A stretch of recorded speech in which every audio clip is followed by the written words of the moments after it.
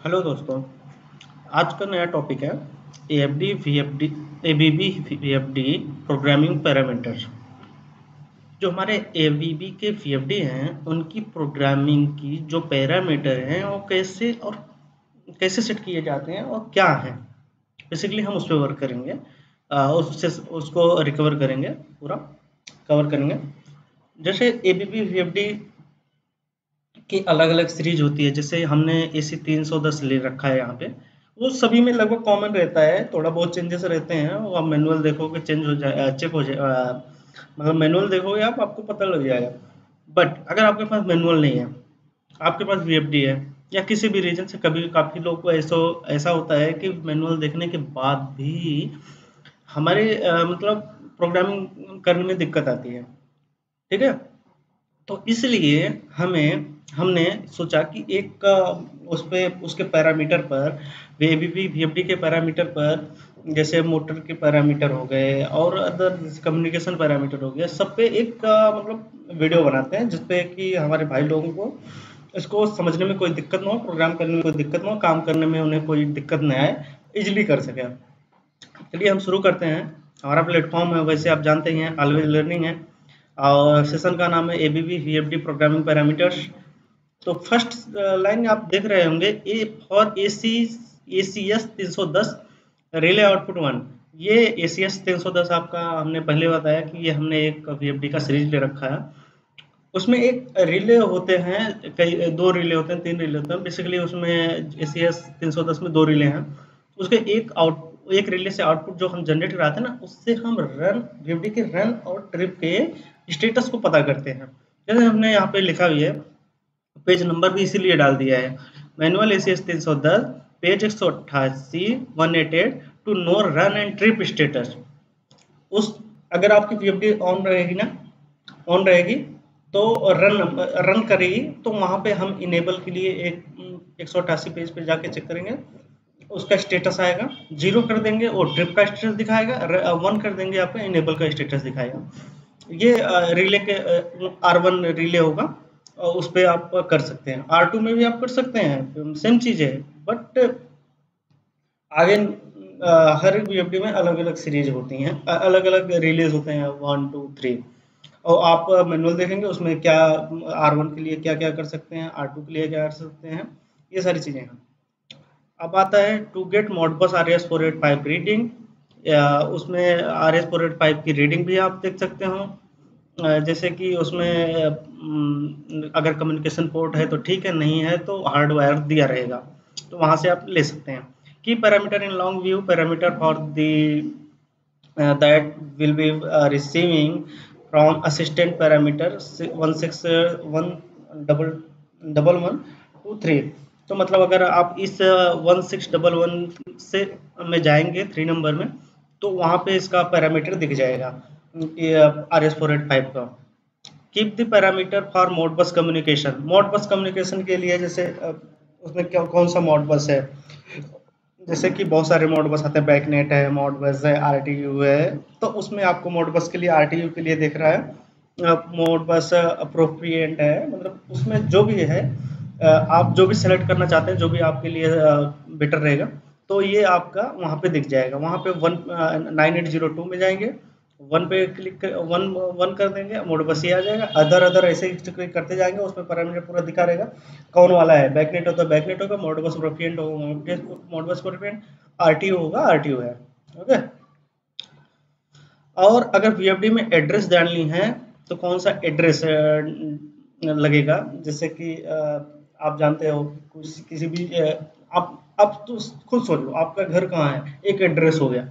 ऐसे ही यहाँ पे मोडबस वीएफडी मोडबस का एक एड्रेस होगा, उस वहाँ पे आप कौन से एड्रेस है, आप अपने हिसाब से, जैसे आपके पास कौन सा एड्रेस अवेलेबल है, उसी के एड्रेस के बेसिस पे हम अपना पैरामीटर सब मंगा सकते हैं। तो एड्रेस हम वहाँ पुट कर सकते हैं, डाल सकते हैं। 53.03 पे बॉर्डर रेट है। बॉर्डर रेट आपका जानते ही हैं, इंडिया में मतलब बेसिकली अब स्टैंडर्ड में 2 ही चल रहा है, एक 19200 और दूसरा 9600। बॉर्डर इन द सेंस केबी पर सेकंड पे आता है, मतलब आपकी स्पीड कितनी है, आपके डाटा भेजने की स्पीड कितनी है, डाटा लेने की स्पीड कितनी है, वो डिफॉल्ट कैन भी चेंज कर सकते हैं। इसमें बोला है कि ये पैरामीटर डला हुआ है, आप इसको चेंज कर सकते हैं, 19200 भी कर सकते हैं, और भी बहुत सारे पैरामीटर आते हैं, वो भी चेंज कर सकते हैं। फिर आता है 5304 पैरिटी, जिसमें 8 रहेगा, 8E1 करके होता है। अगर आप डिफ़ॉल्ट में ही रहते हैं, जो भी आप चेंज करना चाहें कर सकते हैं, लेकिन बेसिकली हमारा नॉर्मली सभी में यही यूज करते हैं, 8E1, 8 नन और 1। तो ये पैरामीटर डिफ़ॉल्ट डला ही रहता है, इसमें चेंज करने की आपको कोई ज़रूरत नहीं पड़ती है, आप करना भी मत।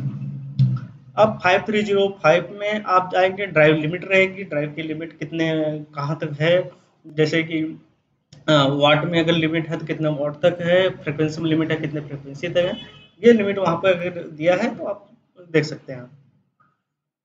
फिर आता है 5309, उसमें हम जीरो जीरो वैल्यू डालेंगे, अगर डला है तो ठीक है, नहीं तो जीरो वैल्यू डाल देंगे। इसके बारे में जानना आपकी कोई जरूरत नहीं, बहुत अगर इसमें डीप में घुस जाएंगे तो बहुत लंबा वीडियो चला जाएगा, इसलिए बेटर है कि हमने आपको नॉर्मल एक किसी भी मोटर में आप ये वैल्यू डाल सकते हैं बेसिकली। 5310 में 100 101 डालिए, 5311 में 103 डालिए, 5312 में 106 डालिए। बेसिकली ये डिफ़ॉल्ट पैरामीटर हैं, ये डले होंगे, इसमें डालने कोई मतलब अगर नहीं डले हैं तो आप ये पैरामीटर डाल सकते हैं, और डालना ही पड़ेगा तभी आपके एफडी इनेबल होकर मतलब रन करेगी।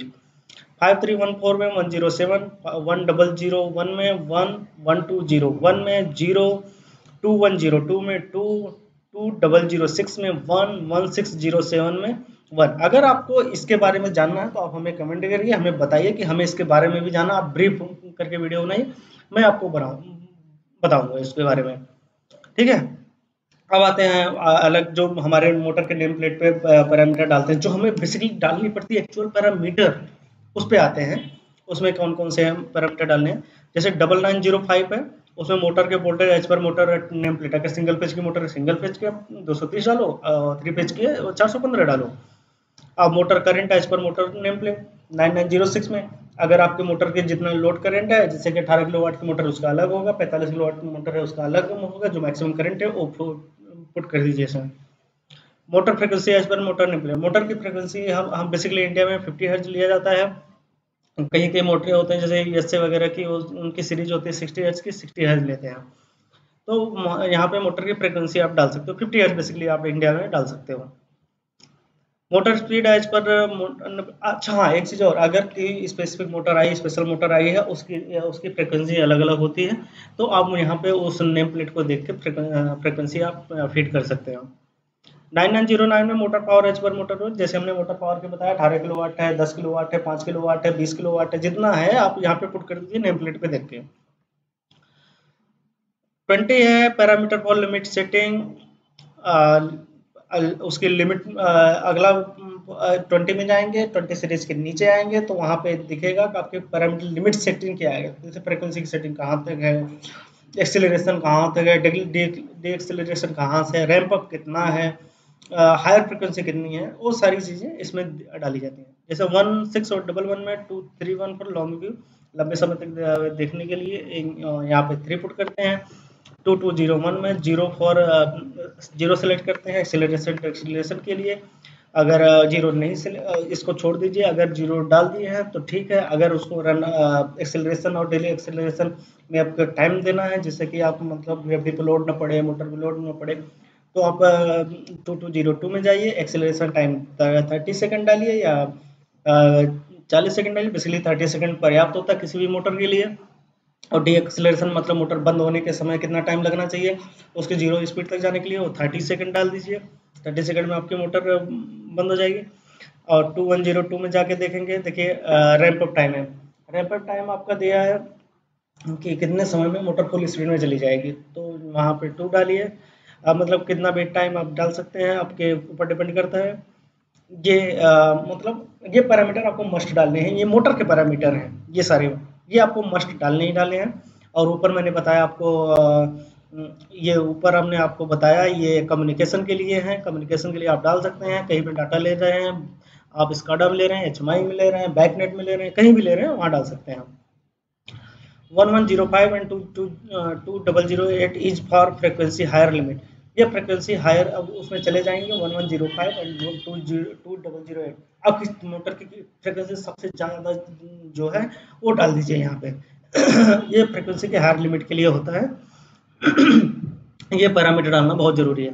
ये बेसिकली हमारा VFD भी फ्रिक्वेंसी पे वेरिएबल फ्रिक्वेंसी पे ही डिपेंड करता है। अगर आपने इलेक्ट्रिकल से होंगे या किसी भी फील्ड से होंगे तो आप जानते हैं कि मोटर में फ्रिक्वेंसी ही एक ऐसी चीज़ है जिसको हम कम ज़्यादा कर सकते हैं। और मतलब और जैसे पोल उसका हो गया, पोल उसका कांस्टेंट हो जाएगा, उसकी स्पीड भी मतलब फ्रिक्वेंसी के हिसाब से ही कम ज़्यादा होगी। तो VFD इसीलिए लगाते हैं, उसके फ्रिक्वेंसी को कंट्रोल करके मोटर की स्पीड को कंट्रोल करना, कम करना, ज़्यादा करना।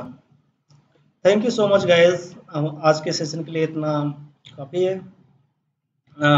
ये कवर हो गया। एक दिन मैं लाऊंगा आपके लिए डेनफोस VFD की प्रोग्रामिंग। डेनफोस VFD में क्या क्या पैरामीटर डालते हैं, मोटर के पैरामीटर, कम्युनिकेशन पैरामीटर, जितने भी पैरामीटर रहेंगे वो डालेंगे। फिर एक दिन लाएंगे आपके लिए VFD की सिलेक्शन कैसे करते हैं, कंपेरिजन कैसे करते हैं, ACS सीरीज जैसे हमने यहाँ पे लिया था, ACS सीरीज के अलावा क्या क्या ले सकते हैं, और क्या क्या VFD की सिलेक्शन करेंगे, क्या क्या पैरामीटर चेक करते हैं उसमें।